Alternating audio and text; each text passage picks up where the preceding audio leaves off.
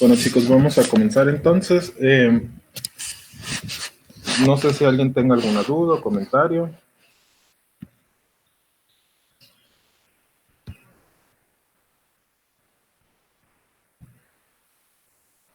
¿No? ¿No hay dudas? No. Yo no escucho nada.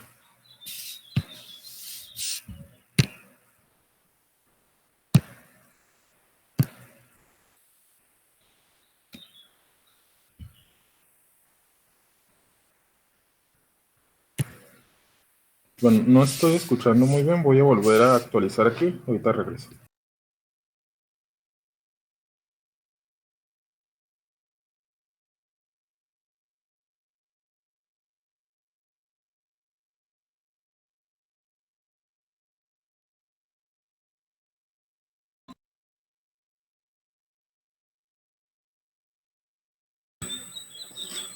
¿Sí me escuchan bien ustedes, jóvenes? Sí. Ok. Entonces ahora sí voy a comenzar. Pues les comentaba que si había alguna pregunta, yo no escuchaba nada.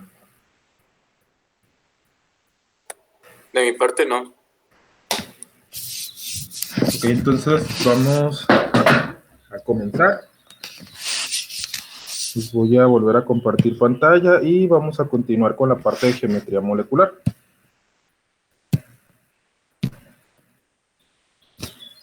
Igual si tienen alguna duda, pues me interrumpen y ya vamos comentando. Entonces lo que estábamos viendo en la sesión pasada, pues era qué ocurría cuando teníamos hasta 4 dominios electrónicos, que vendría siendo lo que aquí se resume en esta tabla. Entonces se fijan cuando tenemos dos dominios que aquí se nombran como number of charge clouds, o sea, nubes electrónicas, yo prefiero llamarles dominios. Entonces cuando los dos son enlaces, pues tenemos una geometría lineal como el dióxido de carbono. Cuando tenemos 3 dominios, tenemos 2 opciones. Una donde hay 3 enlaces y otra donde hay 2 enlaces. Entonces, cuando hay 3 enlaces, pues tenemos la trigonal plana. Y cuando tenemos 2, tenemos la forma angular o de B, donde el ángulo es menor a 120. Cuando tenemos 4 dominios, pues tenemos la tetraédrica, donde, bueno, cuando 4 son enlaces, cuando 3 son enlaces y tienen un par de electrones, tienen una geometría piramidal trigonal. Y cuando 2 son pares y 2 son electrones, pues tienen una forma angular con un ángulo menor a 109. ¿Ok? Entonces, esto es lo último que vimos. Ahora lo que vamos a ver es cuando tenemos 5 o 6 dominios. Cuando tenemos 5 dominios, la mejor forma de distribuirlo es una forma trigonal bipiramidal, que se representa así. Entonces, si se fijan, si tienen que ser cuidadosos. Estos están en el mismo plano, lo mismo que estos forman una T, y estos dos salen del plano. Entonces, uno va hacia atrás y otro está hacia enfrente.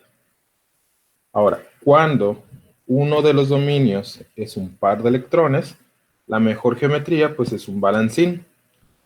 En este hubiese 2 posibilidades de colocar a este par de electrones. Uno sería en la posición que está aquí, que ahorita vamos a comentar cómo se llama axial, o la otra es en ecuatorial. Resulta que si ustedes lo hubieran puesto aquí, pues realmente va a generar más repulsión, porque tendría 3 dominios a 90 grados. De esta forma tiene solamente 2 a 90 y 2 a 120. Y los de 120 pues no van a generar tanta repulsión con él. Cuando ustedes tienen 2 dominios que son pares de electrones, la forma de la molécula va a ser una forma de T. De hecho, en realidad no es una T como tal, sino termina siendo como una especie de flecha. Entonces, regularmente estas distorsiones se deben dependiendo del tamaño del átomo central y de los ligandos, pero pues le pueden decir forma de T. Y cuando 3 de esos dominios son pares de electrones, la cosa aquí cambia, porque ahora los dominios pues entre ellos van a intentar estar en la menor repulsión, y como hay una forma en que los 3 estén en el plano y haya menor repulsión entre ellos y no esté entre ellos a 90, pues por eso es que se colocan así. Y la forma de la geometría es lineal. ¿Ok? Pero el átomo central va a tener 3 pares de electrones. Chicos, ¿hasta aquí hay alguna duda o comentario? ¿No? Bueno, entonces, eso es cuando tenemos 5 dominios. Aquí, si quieren irse por la teoría de enlace-valencia, pues la hibridación sería sp3d. Entonces, aquí tendríamos un orbital de ella involucrado.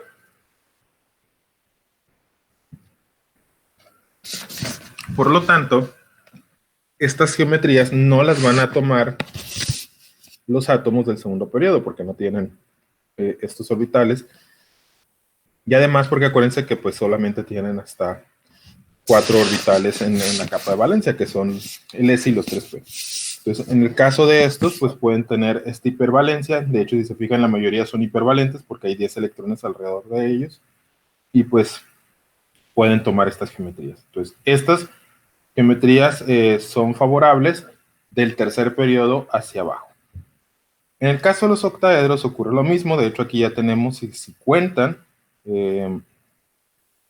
12 electrones. Entonces, sí son bastantes. Estas moléculas hipervalentes, pues también, si se van por enlace de valencia, pues tendrían una hibridación sp3d2. Cuando ustedes tienen los 6 dominios que son puros ligantes enlazados, pues la mejor geometría que va a tener esto va a ser una geometría octaédrica, en donde todos van a estar a 90 grados. Entonces, esta es una de las mejores formas de representar al octaedro. 2 en el plano, 2 hacia enfrente y 2 hacia atrás. ¿Ok? Cuando uno de ellos es un dominio de pares de electrones, entonces, como todos están a 90, pues ahí no importa dónde lo dibujen, siempre va a terminar siendo una pirámide de base cuadrada, pero traten de que pues, se vea más clara la base cuadrada. Pero en realidad se puede poner en cualquier lugar y siempre va a ser una pirámide de base cuadrada. Podría estar arriba, podría estar a un lado, pero pues siempre es mejor que se vea la pirámide de base cuadrada, ¿ok? Entonces aquí, en cualquier parte que lo pongan, va a tener la misma repulsión. La cosa cambia cuando tienen 2 pares de electrones. En sí, tienen 2 opciones, poner los 2 a 90 o los 2 a 180. Entonces, como los pares de electrones son los que más se repelen entre ellos, pues lo mejor es que estén a 180 y por eso la geometría de la molécula termina siendo un plano cuadrado. ¿Ok? Entonces, esas son las geometrías que se conocen, bueno, que vamos a estar viendo. Hay algunas más, por ejemplo, cuando tienen 7 dominios, pues tienen la bipirámide pentagonal. Entonces, aquí es cuando ustedes tienen 7 dominios. No son tan comunes para el bloque S, son más comunes para los lantánidos, pero igual si hay un par de moléculas o aniones, bueno, más bien aniones, que pueden presentar esta geometría. En esta geometría, si lo notan, pues en el plano hay 5 ligantes y pues en un plano perpendicular hay 5 ligantes y en el plano pues solamente se van a ver 2.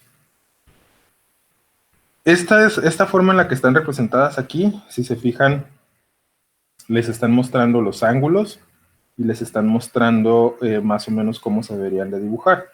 Noten un pequeño detalle. Bueno, esto no se los he comentado y ahorita se los voy a comentar de una vez. Cuando ustedes tienen la geometría bipiramidal trigonal, ocurre un pequeño detalle que hay que tomar en cuenta. Ese pequeño detalle, te lo vamos a poner aquí, es que las posiciones axiales, que vienen siendo estas que estoy poniendo en rojo, tienden a tener enlaces, bueno, tienden a tener longitudes más largas. Es decir, esta longitud normalmente es más larga que las ecuatoriales. ¿Ok? Y las axiales, voy a poner aquí el color verde, tienden a ser más cortas. Ahora, ¿qué tan larga y qué tan corta es? Pues solamente pues va a depender del átomo que esté unido, pero aquí lo que tienen que tomar muy en cuenta es lo siguiente. Si tienen dobles enlaces en una geometría de este tipo, sin importar si si tienen los 5 ligantes, 4, 3 o 2, bueno, 2 no aplica, ¿no? Pero cuando tienen 3 o 4, 5, normalmente los enlaces múltiples van a estar en la posición ecuatorial. ¿Ok? Y en las posiciones axiales casi siempre va a haber enlaces sencillos. Como les digo, es casi siempre, o sea, es lo que más ocurre, pero podría haber algunas anomalías o por alguna transición entre un estado y otro, en este caso se llaman pseudorotaciones de Berry, podrían cambiar esas formas, pero regularmente, como les digo, las posiciones más largas son las axiales, que son estas que puse con color rojo en los ligantes, y las más cortas son las ecuatoriales. Chicos, ¿tienen algún comentario, pregunta?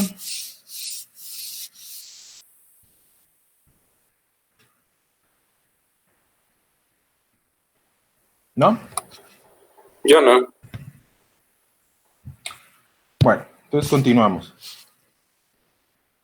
Aquí está una diapositiva con lo que les comentaba hace rato. Si ponen el par en la posición ecuatorial. De hecho, eso también tiene que ver con lo que les decía ahorita. Las posiciones ecuatoriales tienden a estar más cerca del átomo central. Acuérdense, el par de electrones es del átomo central. Son electrones de él. Entonces, va a ser más favorable que esté en la posición ecuatorial, además de que va a tener menor repulsión. Si lo ponen aquí, van a tener 3 a 90. Si hacen la suma vectorial, es más grande eso que considerar 2 a 90 y 2 a 120. ¿Ok?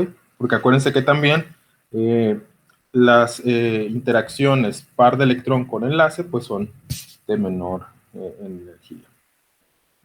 Aquí les muestro el caso de cuando tienen 3 pares de electrones. Entonces, aquí la cosa es que van a tener, si ponen los 3 así, van a estar 3 a 90. Si los ponen de esta forma, alternados, vas a tener varios a 90. Entonces, la mejor manera de ponerlos es en el plano, donde van a estar a 120 y eso va a generar menor repulsión. ¿Ok? Eso es algo que también pues, habría que considerar. Y bueno, aquí les muestro simplemente con los modelos de varillas y bolas, cómo se verían las moléculas con sus geometrías. Por ejemplo, una forma de T, este sería el arreglo de todos los dominios. Acuérdense que el electrón no se va a ver, pero así es como ustedes verían la molécula. Esta sería una piramidal trigonal, sería un tetraedro, una trigonal plana, y así. O sea, normalmente los electrones no los van a ver, pero están ahí y van a deformar a la molécula, y por eso van a tener las geometrías que van a tener. ¿Ok? No sé si tengan algún comentario, chicos, o pregunta.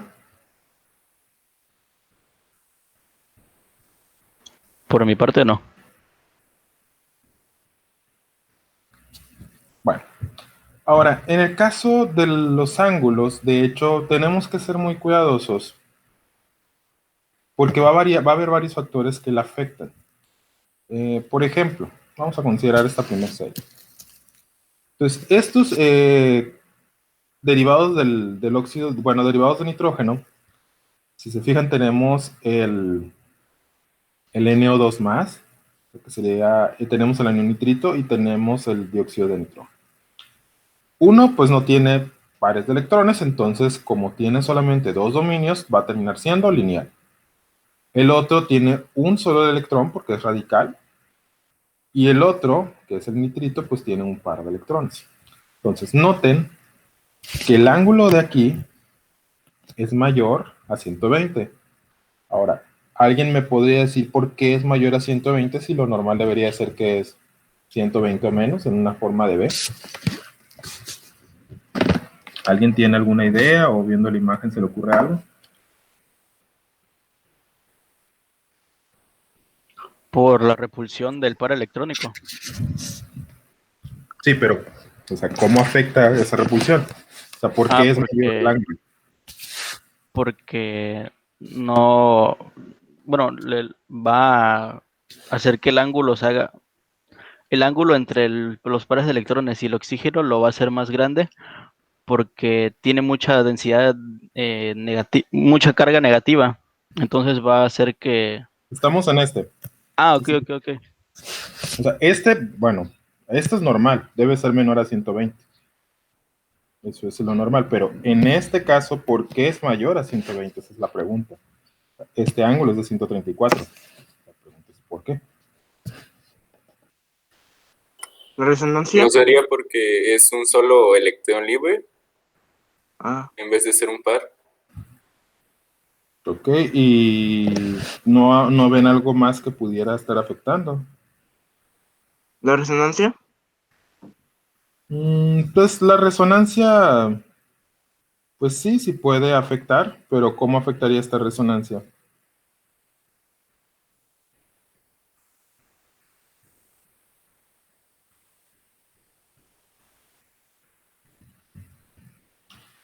Un detalle, sí. Tienen un solo electrón y por ejemplo en este tienes dos. Pues al tener los dos electrones, acuérdense, la mayor repulsión la va a generar un par de electrones. Un solo electrón no va a generar tanta repulsión. Es correcto. Sin embargo, recuerden, habíamos dicho que cuando tengan dobles enlaces, estos se acercan más. Y si se acercan más, ¿qué ocurre? Pueden generar mayor repulsión. ¿Y entre quiénes se van a generar esta mayor repulsión? Entre estos dos. Estos dos se van a repeler un poquito más. Pero hay un tercer detalle que aunque aquí no es tan obvio, lo vamos a estar viendo. Los átomos más electronegativos, y esto a veces sí cuesta trabajo como visualizarlo, tienden a aumentar el ángulo de enlace. ¿Por qué? Vamos a pensar de nuevo en el enlace de esta manera. Voy a hacerles un par de esquemas aquí. Voy a hacer un esquema muy global, así un bosquejo. Normalmente no me quedan muy bien. Y voy a poner dos átomos, el átomo A y el átomo B. Entonces, en los enlaces podríamos tener tres opciones. Primera opción, la electronegatividad de A puede ser bastante parecida a la electronegatividad de B. Entonces, ¿qué ocurre con el orbital? Pues va a tener una forma más o menos como esta, ¿verdad? ¿Están de acuerdo? Va a ser más o menos simétrico. ¿Están de acuerdo o no están de acuerdo? Sí. Ok. Entonces, ese es el primer caso. Segundo caso. Bueno, no voy a mover tanto. Cuando la electronegatividad de A sea mayor que la electronegatividad de B. Entonces, ¿cómo quedaría más o menos representada esta zona de densidad electrónica? Pues si estoy diciendo que la electronegatividad de A es mayor, pues entonces va a haber más densidad electrónica sobre el átomo A. No me quedó muy bien, pero bueno, lo vamos a intentar dibujar un poco mejor.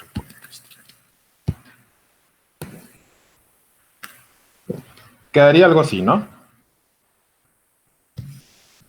Y hay un tercer caso que, bueno, es igualito a esto, pero solo al revés, donde la electronegatividad de A es menor que la electronegatividad de B.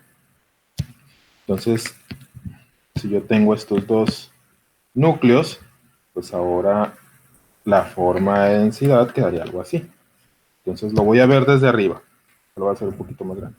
Entonces, sí estamos de acuerdo en eso.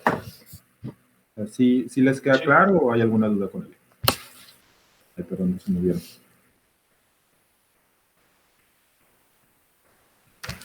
¿Sí? ¿Sí está bien? ¿No está? ¿O no? Entonces, ahora apliquemos esto a un enlace con diferentes. Entonces, vamos a suponer que tengo esta molécula A, que está unida a B. De hecho, vamos a ponerlo así. Vamos a poner dos B nomás y vamos a poner un par de electrones de A.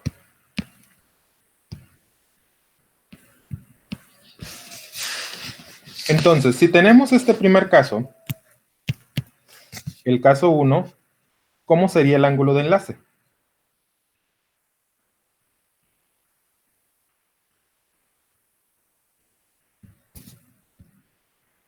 ¿Cómo sería este ángulo? Menor a 120. Sí, menor a 120. ¿Qué tan menor o qué tan?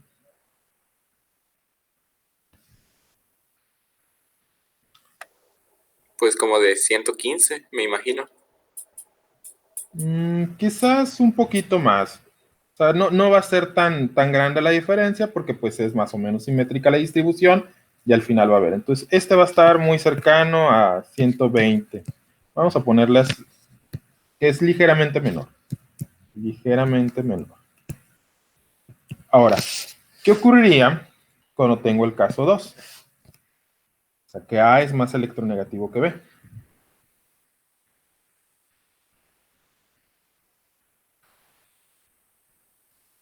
Eso significa, voy a hacer un esquema que no me gusta, pero que a veces he visto que utilizan. Entonces, en el caso A, voy a dibujarlo acá abajo. Lo voy a dibujar vertical para que les quede un poquito más claro. Bueno, no sé si va a quedar más claro. Entonces, en el caso A, pues los dos electrones quedaban como en medio, ¿no? Entonces el ángulo de enlace pues se va a distorsionar por el efecto del par de electrones que tenemos aquí. Pero en el caso B, los electrones no van a estar en la mitad. ¿Dónde van a estar? Pues más cerca de A, ¿verdad? Entonces, si están más cerca de A, ¿qué va a pasar con el ángulo de enlace? Va a ser más grande. O sea, ¿qué pasa con este ángulo? Se hace más grande. Exacto. Ahora vámonos al caso B, al último caso. Entonces, ahora los electrones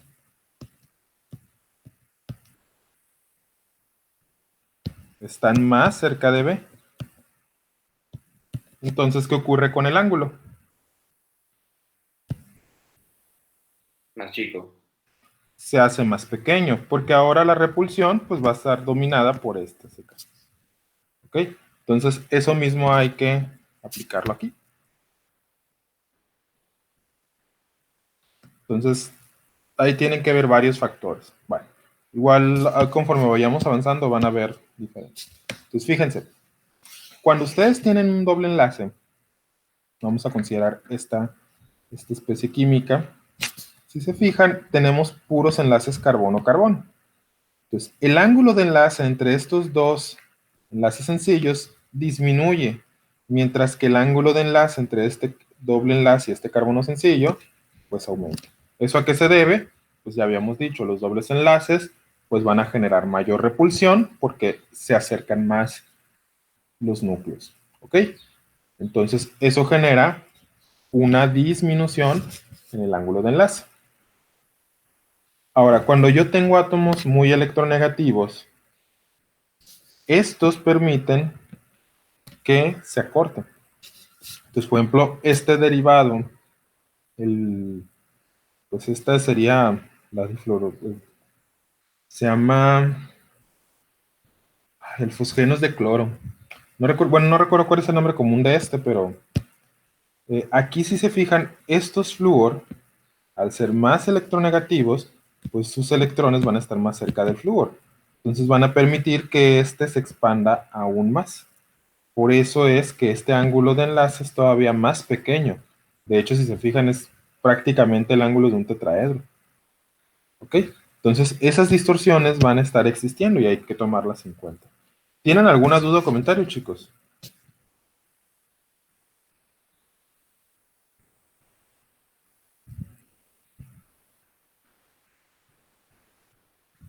¿No?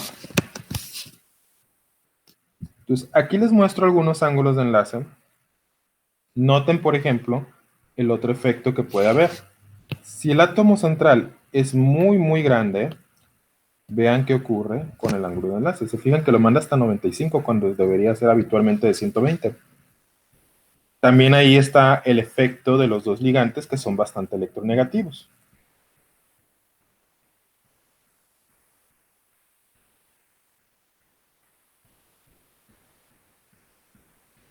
Entonces, cuando ustedes tengan ligantes muy electronegativos, estos van a estar distorsionando. Por ejemplo, vean el SF4. O sea, en realidad esto no es tan lineal. O sea, el ángulo es de 173.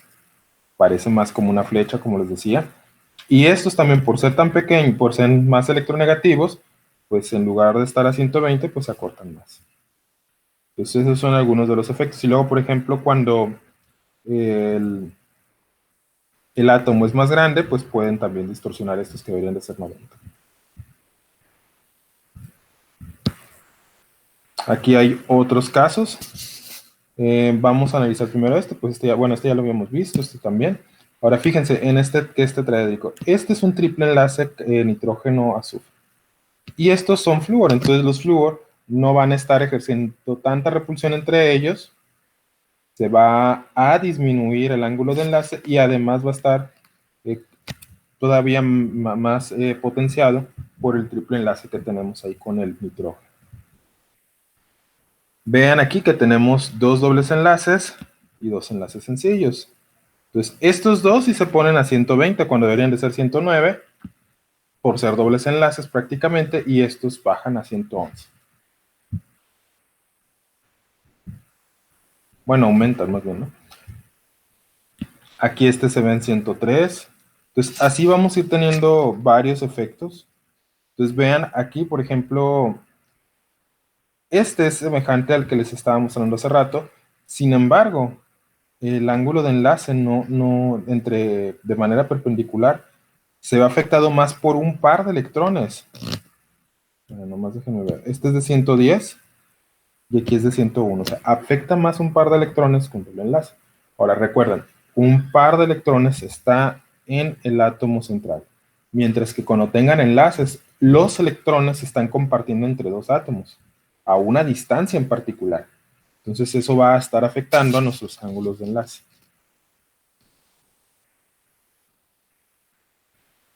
Pero nomás déjenme, les muestro una tablita. Ahí me pasé. Aquí está. Entonces, aquí vamos a intentar hacer algunas conclusiones con geometrías un poco más sencillas. Entonces, si se fijan, a lo largo de cuando ustedes bajan en un grupo de la tabla periódica, por ejemplo, consideremos el grupo 16 y el grupo 15, a mayor tamaño del átomo central, ¿qué ocurre con el ángulo de enlace? Disminuye. Disminuye, y disminuye dramáticamente, de hecho. Ahora, también el segundo periodo tiene sus cosas ahí son como que las moléculas ideales y con las que estudiamos siempre. Pero pues sí se nota pues un mayor efecto del par de electrones, porque como les decía en la sesión anterior, pues tenemos más. Bueno, hasta aquí, ¿les queda alguna duda o tienen alguna pregunta?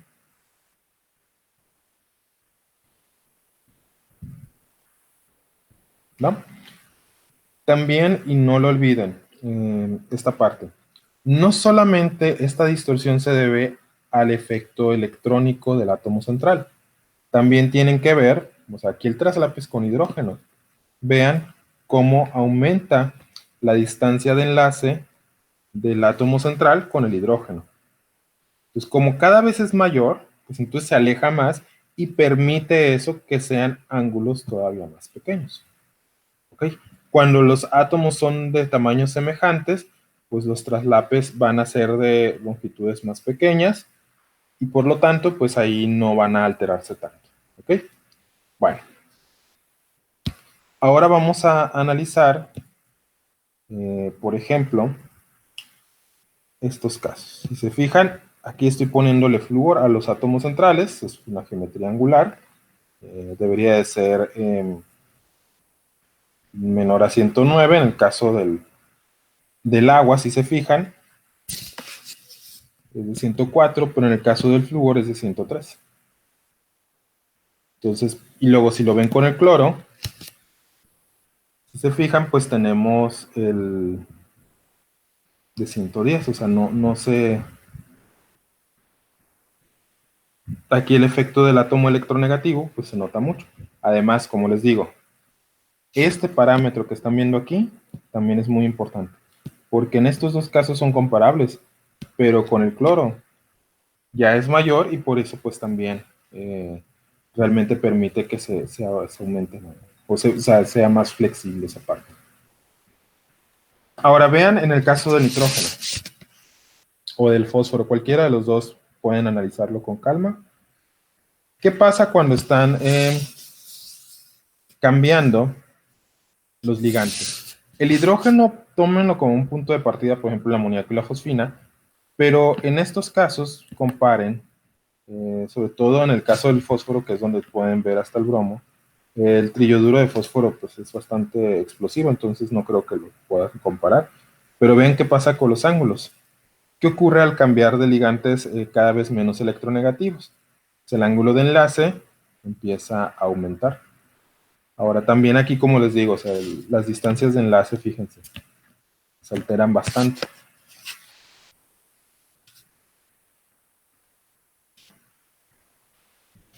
Entonces, ¿qué podemos concluir, chicos? ¿O qué se les ocurre que podamos concluir? ¿De cuáles son los efectos sobre el ángulo de enlace? ¿Qué aspectos tendríamos que tomar fuertemente?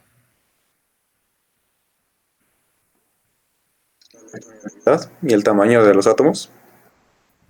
Tienen que tomar en cuenta del átomo central, ¿no? Al átomo central, número 1, el tamaño. También los pares de electrones, obviamente. Y de los ligantes tienen que ver la electronegatividad. Y hay un tercer detalle, que ese de hecho lo debemos de considerar desde un inicio, que es cuál es el orden de enlaces, si son sencillos, dobles o triples, ¿ok? Entonces, todo esto hay que tomarlo en cuenta cada vez que estemos analizando. No sé si tengan alguna duda, chicos, o pregunta o comentario.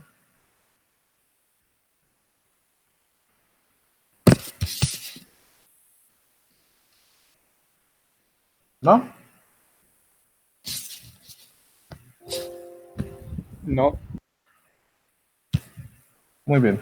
Entonces, lo que vamos a ver ahora va a ser un poco de lo que consideramos que es la polaridad de los enlaces.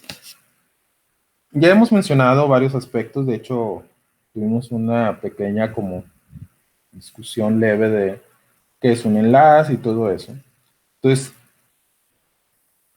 desde antes de que iniciáramos a estudiar, pues desde el punto de vista de la mecánica cuántica, los enlaces, nosotros pues conocemos que hay electrones en ese punto. O sea, los enlaces se han entendido desde mucho antes de que iniciara pues la cuántica.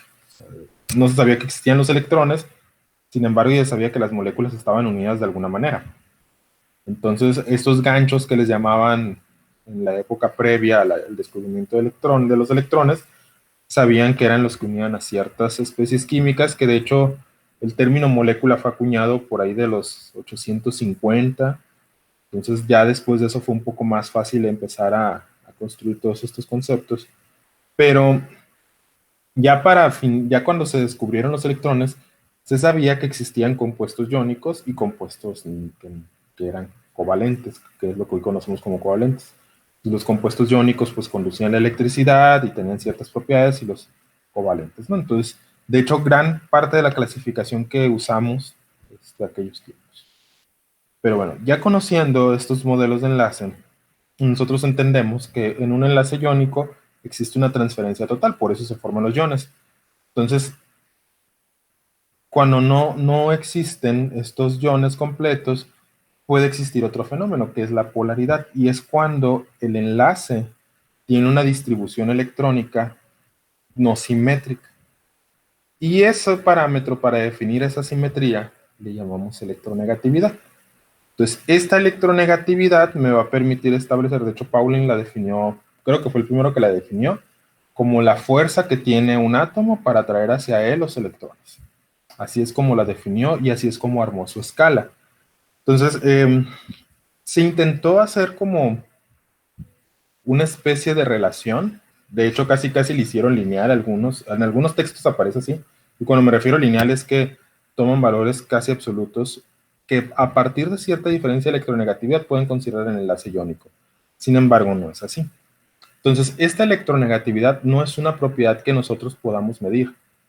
Es una propiedad que nosotros establecemos a partir de lo que conocemos empíricamente. Entonces, si decimos que ciertas moléculas van a tener una polaridad, porque pues sabemos cómo medir la polaridad, entonces buscamos cómo armar una escala. Y eso lo hizo Pauling y lo hicieron varias personas más. De hecho, hay tranquilamente 8 escalas de las más conocidas. Quizás haya más, pero hay 8. Entonces, la más conocida es la de Pauling, luego sigue la de Millikan, luego la de Alred-Rauschel, y hay como un par más, la de Jaffe. Hay unas que consideran aspectos cuánticos, otras que no.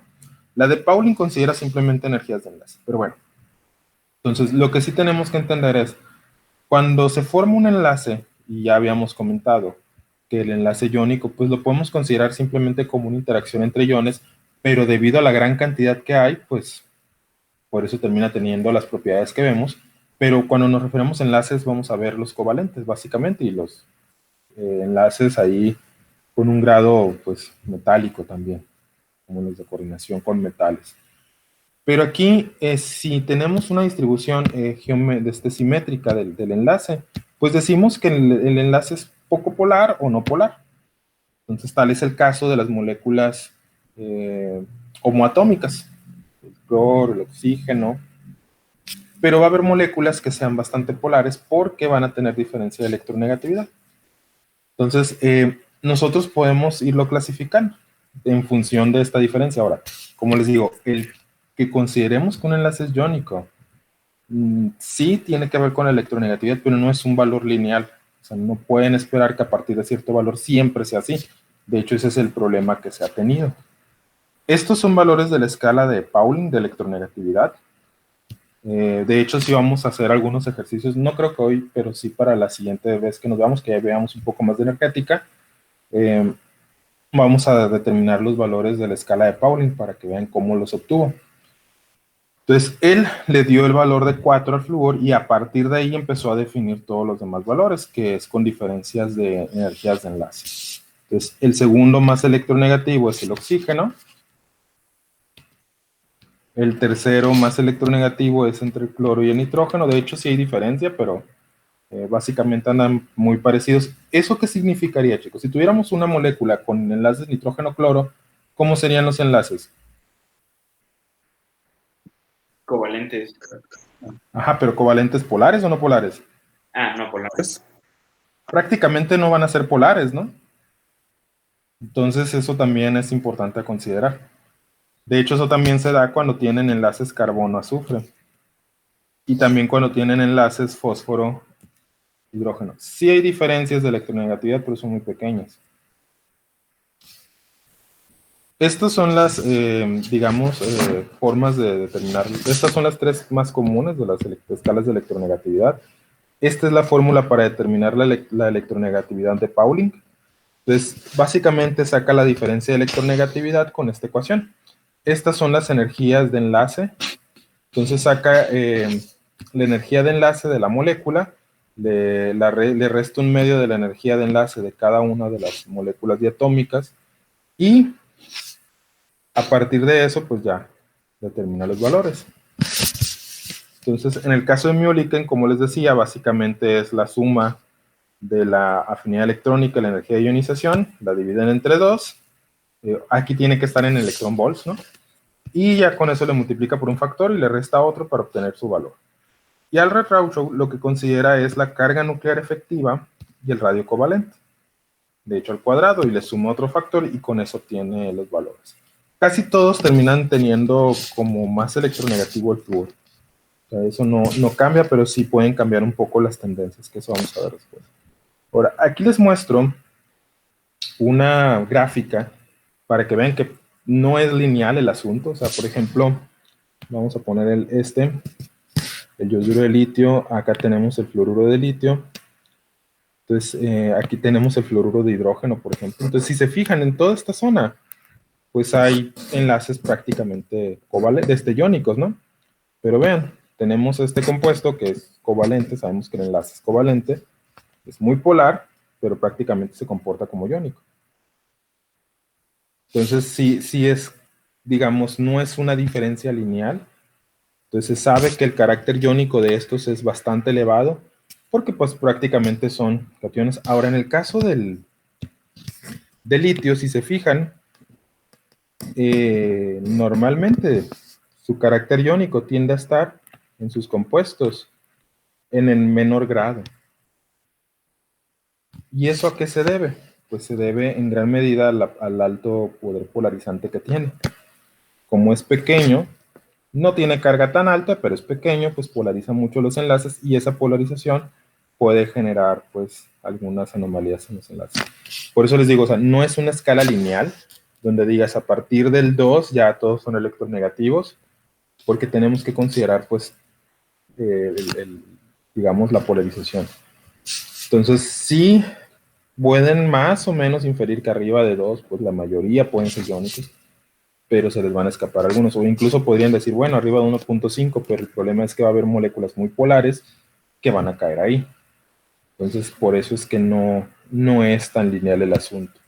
Hay algunos intentos ahí que relacionan también las energías de enlace, pero pues no nos vamos a meter en muchos rollos. Entonces, esta parte de la electronegatividad como parámetro para definir los enlaces no es la mejor forma, pero es un buen acercamiento. Eso sí tiene que quedarles claro. O sea, sí, a partir de la diferencia de electronegatividades, pues pueden acercarse a decidir si tienen un compuesto iónico o no, o un compuesto covalente muy polar o no. Sin embargo, también, y esto creo que es una de las cosas que es importante, y va a depender mucho de la escala, pueden determinar qué tan reactiva es una especie.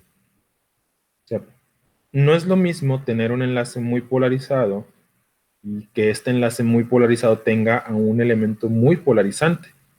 A veces los enlaces solamente son polarizados por la diferencia de electronegatividad, pero por ejemplo cuando tienen el litio, la reactividad puede cambiar mucho. O con el hidrógeno también es muy pequeño y puede cambiar mucho la reactividad. Entonces eso lo vamos a tratar de relacionar con los modelos de ácidos y bases. Bueno, ¿hasta aquí tienen algunas dudas o comentarios, chicos?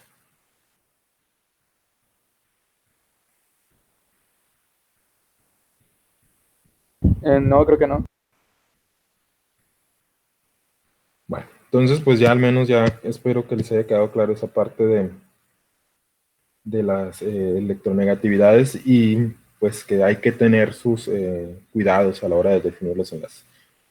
En el caso del momento dipolar, es una forma en la que vamos a medir la polaridad. Entonces lo primero que tenemos que ver es el momento dipolar, pero pues de un enlace. Ya después lo aplicaremos a moléculas. De hecho, pues no vamos a hacer las mediciones en moléculas, pero cualitativamente sí lo vamos a ver. Pues, un momento dipolar, de hecho, así como en física, es un vector. Y este vector es el producto de la carga que se está generando por la distancia. Es decir, básicamente vamos a medir la distancia de enlace y por la diferencia de electronegatividad la carga que se genere. Entonces, aquí va a ser muy dependiente de la diferencia de electronegatividad. Entonces, podemos tomar eso en cuenta. Esto nomás es para enlaces. Cuando estamos tomando en cuenta ya el de la molécula, tenemos que hacer la suma vectorial de cada uno de los momentos dipolares de cada enlace. Entonces, ahí va a importar mucho la geometría. Podemos tener moléculas con enlaces muy, muy polares, pero debido a la geometría van a ser moléculas no polares, como el caso del CO2, como el caso del CF4, entre otros. ¿Ok? Entonces, es muy importante que eso lo recuerden. Entonces, por ejemplo, en el enlace carbono-oxígeno, pues sabemos que es un enlace bastante polar. Entonces, cada uno va a tener un momento dipolar. En este caso, pues el momento dipolar, nosotros los químicos lo representamos de esta forma, ¿no? Que la parte positiva tiene el inicio de la flecha y la parte negativa el final. En física lo representan al revés, porque acuérdense que el flujo siempre va donde hay electrones, donde no hay. Entonces, es una representación diferente, pero pues ni modo. Entonces, aquí si ustedes consideran que la geometría del dióxido de carbono es lineal y ambos vectores son de la misma magnitud, pues la sumatoria total va a ser 0. Ahora, si le cambiamos un átomo, pues la diferencia de electronegatividad entre el carbono-oxígeno y carbono-azufre, pues es mayor en el carbono-oxígeno. Entonces, sí vamos a tener un momento dipolar en la molécula. ¿Okay? En el caso del agua, por ejemplo, los pares de electrones, pues también generan su propio momento dipolar. Entonces, aunado a los momentos dipolares que tiene el enlace polarizado oxígeno-hidrógeno, pues vamos a tener un momento vectorial total del momento dipolar de la molécula bastante elevado y va a estar dirigido hacia el oxígeno. Por ejemplo, en el caso del tetracloruro de carbono, aquí no se nota bien, pero al ser un tetraedro, pues de hecho la razón por la cual es un tetraedro es porque existe la mínima repulsión, ¿no? Porque se distribuye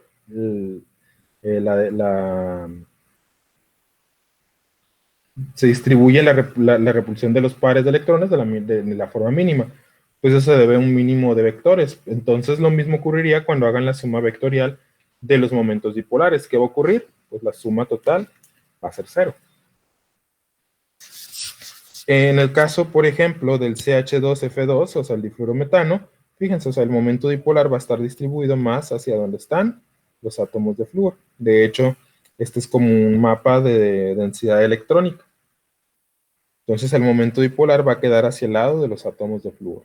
No sé si hasta aquí tengan alguna duda, chicos, o alguna pregunta o comentario.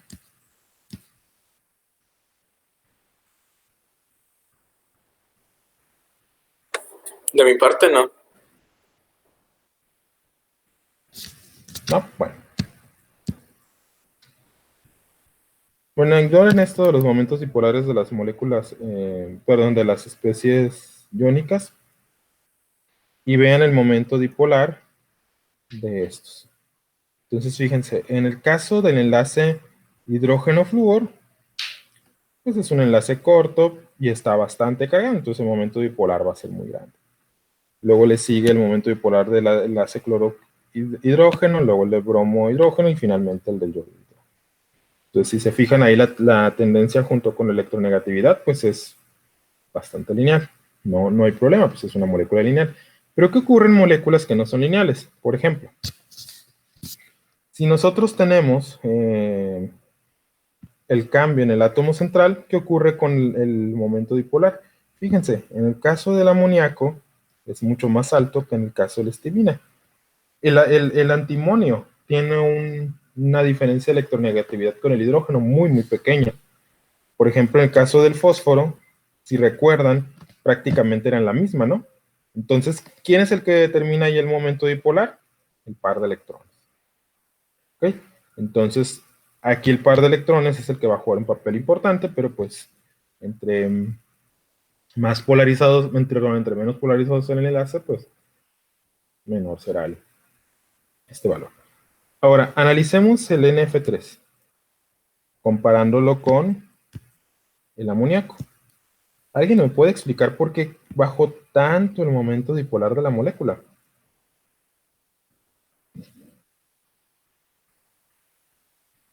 Y caso contrario, ¿por qué aumentó tanto en el caso del PF3 comparado con la fosfina? Por cómo está en el dibujito que ahí tiene. Ahí. O sea, en el NF3, el momento dipolar de los tres flúor se suma y se va al contrario del par de electrones. O sea, entonces es más chiquito al final. Y cuando es con fósforo, pues es todo en la misma dirección. Por lo que resulta de la suma vectorial. Pero en el fósforo no van en la misma dirección, ¿o sí? No, pero es más grande la de los fluoros, ¿no? El momento dipolar del enlace fósforo-flúor es mucho más grande que en el caso del fósforo-hidrógeno. Entonces, por eso es que tenemos esa diferencia. O sea, el par de electrones, fíjense, por sí solo genera este momento dipolar prácticamente, porque los enlaces, pues, prácticamente son no polares.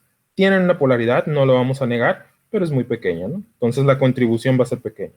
Pero en el caso del enlace fósforo-flúor, pues está muy polarizado. Entonces, la magnitud de ese momento bipolar a la hora de hacer la sumatoria le va a hacer que aumente, porque son 3 en ese lado. Y en el caso del nitrógeno-flúor, comparado con el nitrógeno-hidrógeno, pues ahí lo baja tanto debido justo a esa contraposición. Recuerden, en el segundo periodo están más cerca los electrones, entonces va a tener mayor, digamos, complicación en ese momento. Y de hecho, prácticamente el NF3 es una molécula no polar.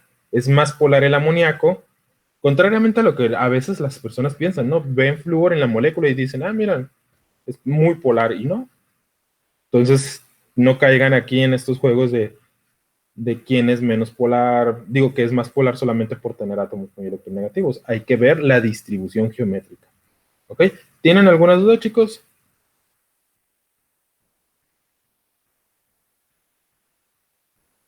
¿No?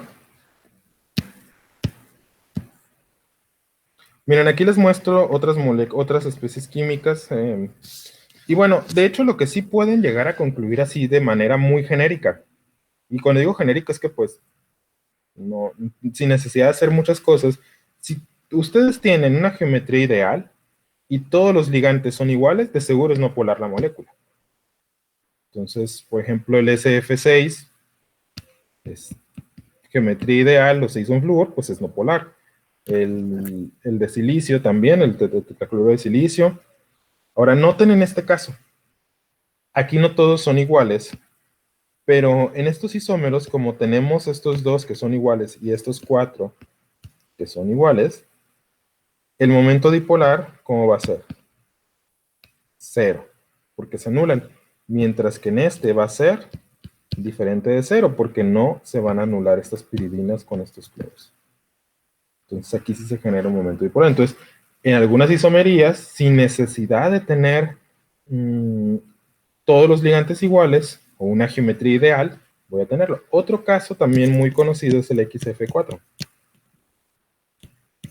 Este tiene un momento dipolar de 0. ¿Ok?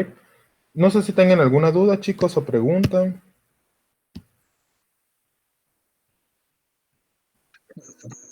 ¿Usar el momento magnético para diferenciar isómeros? Mande. Que si se podría utilizar el mismo momento magnético para diferenciar los isómeros. Este no es momento magnético, es momento dipolar. Perdón, sí, perdón. Sí, sí se puede. El momento magnético tiene que ver con los electrones desapareados, y eso es cuando tienes elementos del bloque D. ¿Okay? Entonces, de hecho, también lo vamos a ver en algún momento. Ahora, en cuanto a la isomería, ¿qué tan útil sería? Pues dependería más bien de qué tanto desdoblen el campo cristalino y lo haga cambiar de un complejo de alto spin a bajo spin. Eso sería ligeramente diferente a tener isómeros. O sea, si bien es cierto, sí, algunos isómeros podrían generar eso. Por ejemplo, no es lo mismo que esté unido un nitrógeno de ligante o que se mueva ese ligante y fuera una isomería de enlace a que fuera oxígeno. Por ejemplo, el nitro, que puede ser nitrito o nitro. O pues también el tiocianato hace eso. Hay varios que tienen isomería de enlace. Ahí sí puedes identificarlo porque sí puede cambiar el campo cristalino, y pues al cambiar el campo cristalino pues ya hace esas cosas. Aquí es momento dipolar. No lo olviden. O sea, es la polaridad de la molécula básicamente. Y tiene que ver con el... No lo estamos calculando porque la verdad es que no sé qué tanto sepan de vectores. Entonces hacer cálculos vectoriales también escapa un poco de la Olimpiada de Química. Aquí es como saber utilizar eso y hacerlo como cualitativamente. Pero si alguno de ustedes está interesado, les puedo pasar las fórmulas vectoriales. No es tan complejo, solo que tendrían que usar coordenadas tridimensionales, sobre todo con las moléculas. En una molécula lineal, en una molécula plana, por ejemplo, una trigonal plana, es muy fácil hacer este cálculo. En una molécula lineal, pues con más razón, ¿no? Pero ya en una tetraédrica, pues ya las cosas cambian un poquito.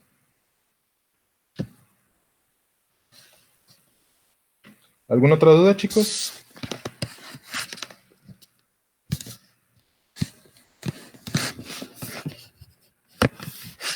Y bueno, otro detalle también importante aquí es, ya que les estoy comentando esto, habitualmente las moléculas que son no polares tienden a ser gases.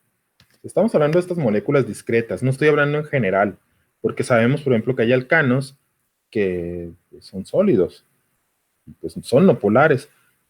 Normalmente las propiedades físicas, que son, por ejemplo, el estado de agregación, no solo dependen de la polaridad, sí es un factor importante, pero también dependen de la masa. Entonces, las moléculas que sean de masas molares menores a 100, por ejemplo, si son no polares, tienden a ser gases. Uno que otro por ahí pudiera llegar a ser líquido, pero pues también va a depender mucho de la polarización del enlace. Por ejemplo, el SF6, perdón, es un gas, pero es un gas más denso que el aire. De hecho, hay videos, no sé si han visto este video, que llenan una como caja de acrílico. Bueno, no la llenan, le ponen una cantidad bastante suficiente, bueno, considerable de SF6, y luego ponen un pedazo de aluminio y empieza a flotar este. Entonces se debe a la diferencia de densidades entre el aire y el aluminio que permite que flote. Como el SF6 es más denso, pues entonces, y luego de repente le empiezan a echar el SF6 a la lámina de aluminio que parece barquito y se empieza a hundir. Si lo encuentro se los paso, pero, o sea, para que vean, sea, aquí las propiedades pues dependen mucho de dos factores, la masa molar y el momento dipolar, ¿ok? También el hexafluoruro de uranio es gas, ¿no? Creo que sí. Sí, vamos a ver. Con eso, purifican el uranio. Sí. Sí, el hexafluoruro de uranio creo que es gaseoso, de hecho. Pero ahí sí no recuerdo muy bien. Digamos que mi química de los metales de transición interna no es tan buena. No recuerdo tantos detalles. Pero sí se utiliza para purificar, de hecho para, ¿cómo se llama? Enriquecer, se llama el proceso. Enriquecen los núcleos. Bueno. Bueno, esto no lo vamos a considerar, aquí hay más dibujitos. Pues, esto es más o menos lo mismo que hemos estado comentando. Simplemente pues es ver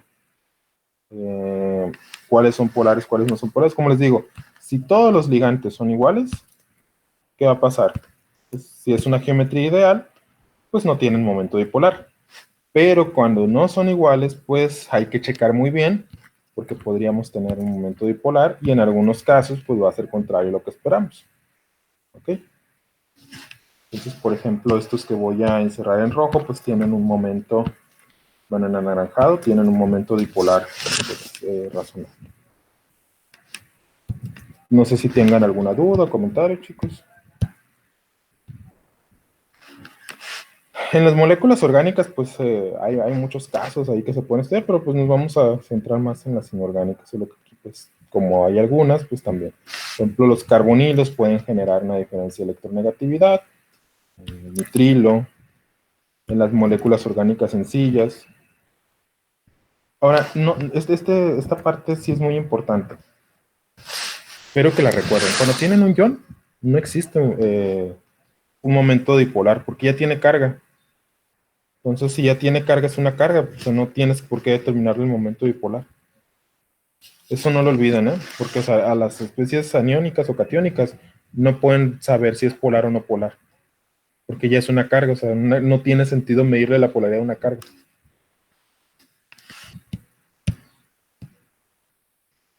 Bueno, aquí hay más ejemplos de moléculas que van a tener un momento dipolar. Entonces noten aquí, si se fijan aquí es una T, pero está un poquito distorsionada. Chicos, no sé si tengan alguna duda o pregunta. Hasta aquí.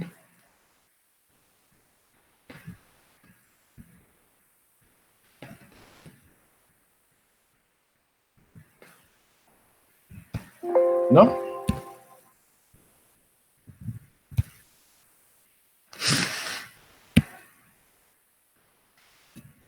Otra vez entraron bien poquitos. Bueno, los voy a dejar un poquito más temprano que en otras ocasiones. Tengo un compromiso ahorita a las 4:25, 4:30. Pero quiero ver, bueno, ahorita vamos a ver otras cosas antes de continuar, pero para que no me gane el tiempo, quiero ponerme de acuerdo con ustedes con el examen. Mi propuesta es para no irnos al primero, el doctor Tomás ya les dijo que iba a hacer el examen la próxima semana. No, Primero. creo que no nos había dicho. Bueno, quizás mañana es cuando tienen sesión con él, ¿no? Sí, mañana. ¿Cuántos hicieron el examen en la mañana de orgánica?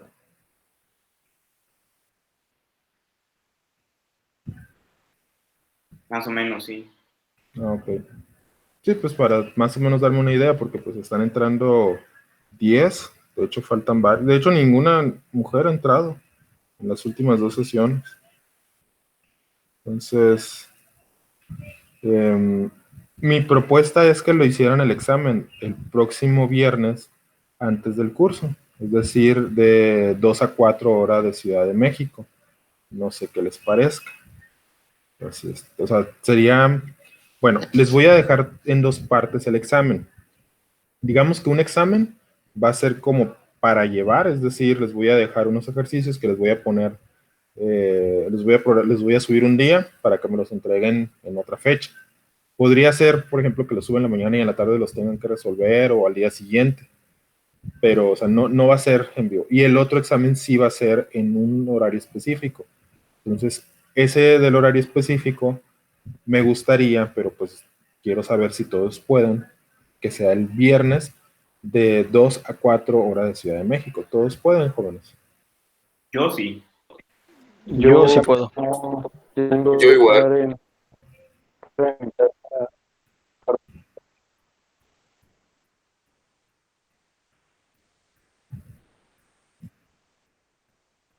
Sí, de 12 a 2.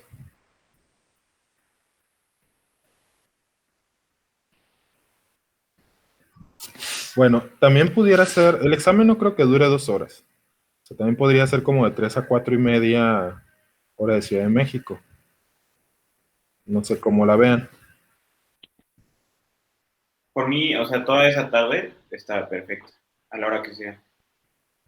Yo sí tengo mucho problema con que sea tan tarde porque de 4 a 8 tengo que ir a clases de inglés. De No 4. sé si pues falto o falto a la clase o si arreglamos lo de la hora. No podrías llegar tarde, o sea, porque por ejemplo, podría ser que el examen empezara a las 3 y pues, o sea, como les digo, no va a ser un examen de 2 horas, de hecho, en principio es de 1 hora. Todavía no lo termino, ya lo empecé. El examen va a ser de 1 hora, pero pues quiero darles el colchón y quiero ser parejo con todos. Entonces, en principio, en realidad, el examen es de 3 a 4. O sea, solo les decía lo de que fuera de 2 a 4 para que 2 o 3 hicieran el examen y de 3 bueno, lo que se tarden, pues tuvieran tiempo para comer, para entrar al curso en la tarde. Sin embargo, como les digo, o sea, el examen es en realidad como de 1 hora, más o menos, más lo que ustedes están. Entonces, ¿habría problema con que llegaras tarde, Aaron? O sea, si avisas. No, no creo. O sea, y más bien dependería de ti, pues, o sea, esa tardanza. O sea, incluso podrías terminarlo en tiempo, pues ya te desocupas y podrías no llegar tarde. Pero obviamente, pues no, o sea, también es como esa situación, pues. Yo quiero que sea parejo para todos, pues. Si digo que voy a cerrar el examen a las 4:30, pues a todos se les va a cerrar a las 4:30, pues. Pues, solamente es esa situación, pues, de que sea un examen. No voy a necesitar que estén ahí presentes.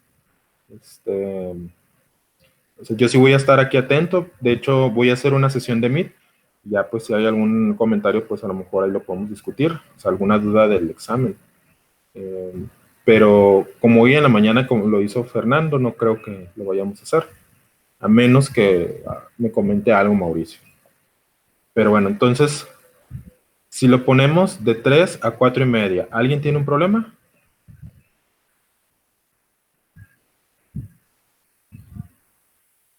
No, supongo que no.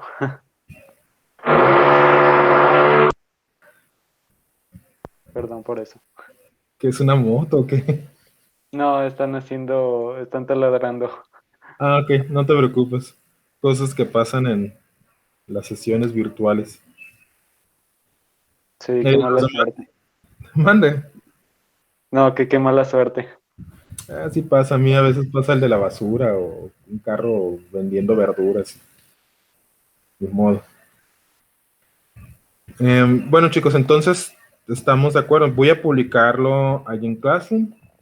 El examen se va a publicar también ahí. De hecho, va a ser una asignación y como les digo, va a haber otro. Ese se los voy a dejar mañana. Les confirmo qué día lo voy a subir y qué duración va a tener. Ese examen es como un examen para llevar, o sea, es una tarea en realidad, pero la voy a usar para evaluar, o sea, también va a ser evaluativa con mayor peso que las tareas, porque van a ser otro tipo de ejercicios. Entonces, el examen va a ser en Google Forms, con una parte de opción múltiple o como fue en el nacional y otra parte que ustedes tienen que desarrollar.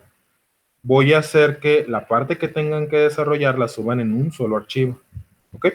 Para que sea lo menos tardado para ustedes en subir. Ya aprendimos un poquito de la internacional y pues en realidad ustedes no tienen que hacer nada más que acotarse su tiempo. Sin embargo, pues para que sepan que se necesita un tiempo para digitalizar, que ustedes van a tener que hacer. Ahora, Respecto a eso, todos saben, bueno, yo esperaría que sí, ya llevamos un año, pero igual no puedo asumir nada. Todos saben digitalizar y subir archivos en PDF. ¿O hay alguien que no? Yo sí. Yo también. Yo igual. Yo también. Ok. Sí, bueno, ya pasamos la nacional y pues se supondría que todos lo hicieron, ¿no? Pero pues no, si alguien tiene problemas, pues la verdad es que también los puedo apoyar con eso, o sea, para que sepan cómo subirlo. Yo hubiera preferido que lo subieran en Word, y sí hay manera de subirlo en Word, pero eso será para la siguiente semana que estemos entrenando. Les voy a explicar cómo hacerlo. No es tan complicado, pero bueno. De hecho, ya con que lo suban en PDF este primer examen va a estar bien. Bueno, chicos, ¿tienen alguna duda, pregunta más extra?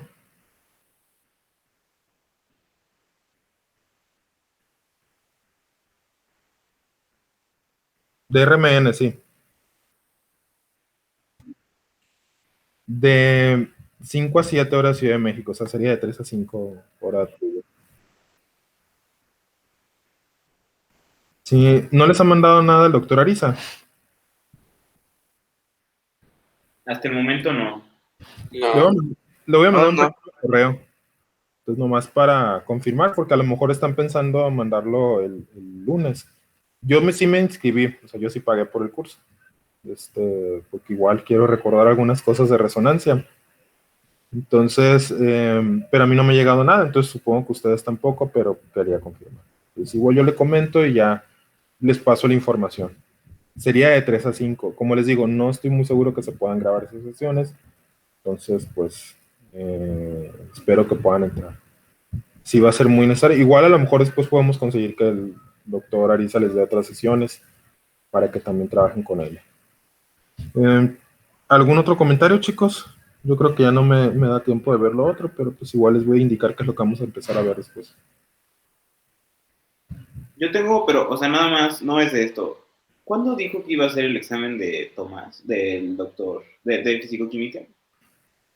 Creo que va a ser el 1 de mayo, en la hora de la sesión habitual, en la mañana.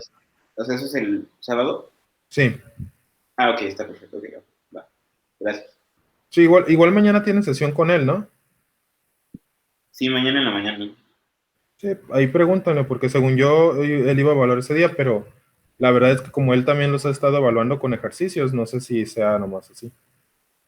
Yo sí les voy a poner examen como el doctor Fernando León. Ok, muchas gracias.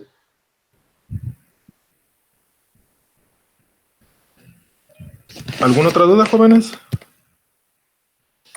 No, yo tengo una. ¿Qué día más o menos van a dar la lista de los que pasan a la siguiente semana? Pues mira, yo creo que una semana después, a más tardar, de que hagan el último examen. No creo que nos tardemos tanto, porque orgánica hoy va, seguro Fernando en la semana nos va a pasar resultados. Mauricio, no, creo que se los pidió el examen para el miércoles o algo así, ¿no? O ya lo entregaron. Nos envió un examen, pero creo que, bueno, no sé si fue como ejercicio. Nos dijo que lo enviáramos el 26. O sea, el lunes. Ajá.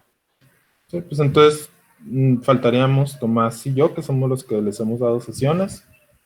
Pues más o menos, yo creo que para el 7, 8 de mayo ya sabrían ustedes. Quizás antes. Ah, bueno, gracias.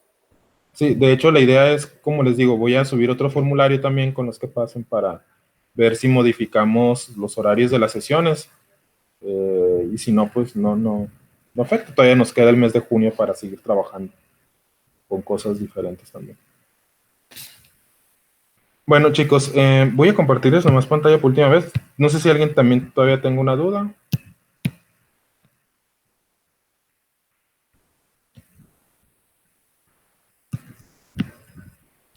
¿No?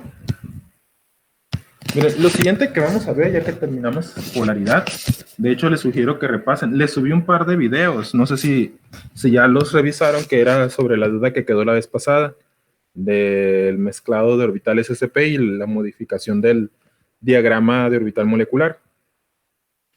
Uno de los videos está en inglés. Si tienen dudas con algo de lo que allí esté diciendo el profesor o la persona que habla, me dicen, igual les puedo explicar en español. Pero, como no, o sea, encontré también un libro que está en internet de los Chem LibreText, también ahí pueden checarlo, también está en inglés. Igual si tienen dudas, pues ahí me consultan. Entonces, para que más o menos vayan revisando eso si tienen interés. Lo que vamos a ver en la siguiente semana va a ser ácidos y bases. O sea, vamos a ver las teorías de ácidos y bases. Y una vez que veamos esto, vamos a empezar con coordinación. Y reactividad también. De hecho, reactividad la vamos a ver después de ácidos y bases.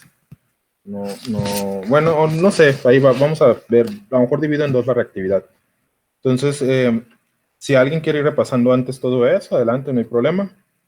Esas son las cosas que vamos a hablar. Que vamos a estar viendo al menos en la siguiente parte. Y aquí en ácidos y bases, quizás, no lo sé, porque creo que no han visto todavía analítica. A lo mejor les explico algunos detalles de la parte analítica. O sea, me voy a enfocar más a la parte de reactividad, predecir reacciones, que sepan sobre todo el modelo de Bronsted y el de Lewis. Pearson también lo vamos a ver. El de Arrhenius, pues es básico, entonces yo supongo que todos lo dominan, pero si no, igual revísenlo, ¿no? Se me ha pasado subirles el libro. Si para el próximo sábado no se lo subo, el libro que les prometí, me dicen y se lo subo. Ese es el Misler. Si ya lo tienen, pues igual, pues ahí revísenlo, está muy bueno el libro. Chicos, sería lo que veríamos. ¿Qué más? Estado sólido, yo creo que lo veríamos hasta la tercera semana. Si me alcanza el tiempo, lo veríamos en segunda semana y ya vamos a empezar a revisar los problemas del problemario. El problemario todavía no lo terminamos de traducir, de hecho apenas empezamos, entonces ahí se los pasaré después, como a mediados de mayo, quizás finales. Pero bueno, esos son los temas que vamos a revisar, como les digo, ácidos y bases. Coordinación, pues voy a intentar ver todo lo que tenga que cubrirse para el problemario y unos aspectos más. Y de reactividad, pues me refiero pues en general a las reacciones en orgánica. No sé si tengan algún comentario, chicos, si no, pues nos lo dejamos aquí y pues nos veríamos pues en el examen, si alguien tuviera dudas o preguntas.